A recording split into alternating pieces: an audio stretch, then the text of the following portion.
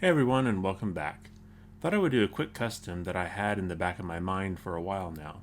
Sometimes it's fun just to throw something together in short order, not really knowing what the end result will be, or even if it will work. And that's exactly how I started with this 1941 Ford F1.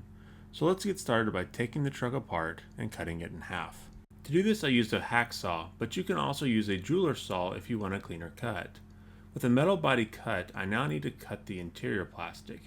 To do this, I'll install the plastic in the metal body and then use the body as a guide to cut the plastic. Once the plastic is cut, I'll use sandpaper to clean up the edges of the plastic and the metal body. The only part of the base this custom will use is the front grille and bumper, which I'll cut out using some sprue cutters. The rest of the base can be discarded. My truck's going to need a frame for everything to be mounted to, something like this. To make it, I'll use some 3/32 square basswood strips. Using an extra Ford F1, I'll measure out how long the frame part should be, and then also how wide. Then using a razor blade, I will lay the strips on a cutting mat and cut them. Once all the parts are cut, I glue them together using superglue. While I wait for the superglue to set up on the frame, I'll go ahead and glue in the windshield and the interior. Once those have set up, I can then superglue in the front grille and the frame I made earlier. I need to make some axles for the truck. To do this, I'll use some of this brass 1/16 rod you can buy from the hobby store. The inside diameter is the perfect size to accept the wire axles Mattel uses. To put the axle assembly together, a small amount of superglue is applied to the end of the wire and then inserted into the tube. Once this sets up, the entire assembly can then be glued to the frame.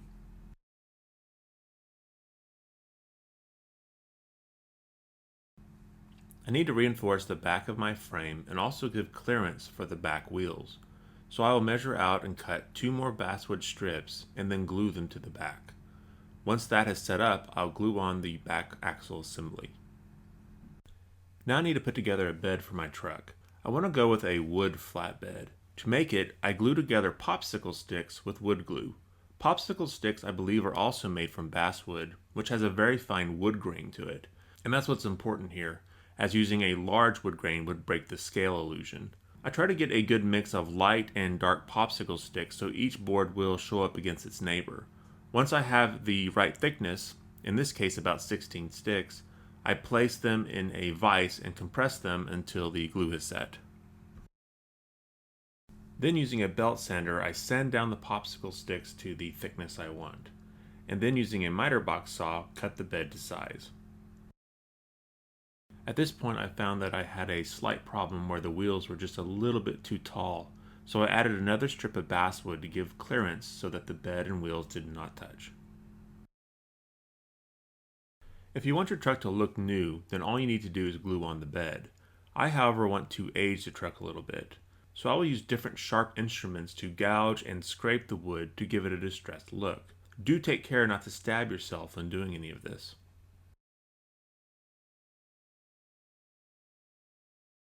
To make the different cuts and gouges pop out, I'll spray paint over them with a black spray paint. Once it dries, I will sand away the paint on the upper surface. The spray paint in the holes and cuts will remain, giving an impression of dirt and oil that has accumulated over time.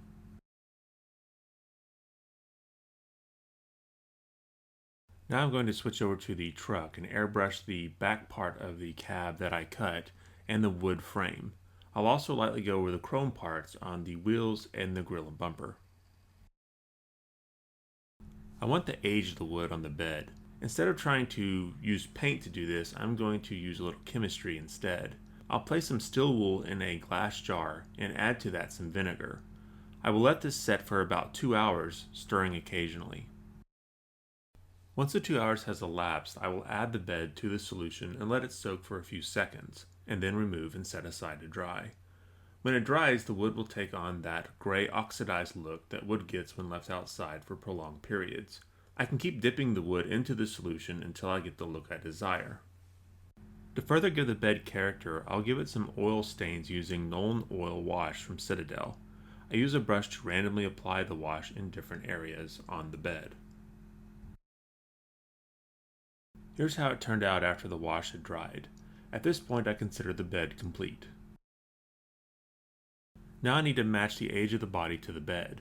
To do this I'll use Tamiya weathering powders. These powders have a small amount of oil in them so that they stick to the items that you're applying them to. They are, in my opinion, the best weathering powders to use in a situation like this where I want to apply the effect in a very small area. Weathering techniques are an art unto themselves and require a lot of practice and study.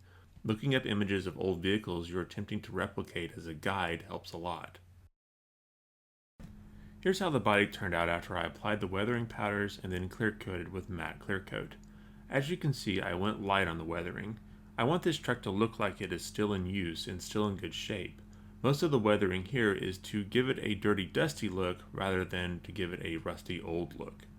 Of course, the last step is to glue on the bed and then add any items you may wish the truck to haul. In this case, I put on 2 large wheels and tied them down with some string that looks like rope. You could use other items or nothing at all. As you've probably guessed, you could also extend the frame and the bed to allow the truck to haul other vehicles.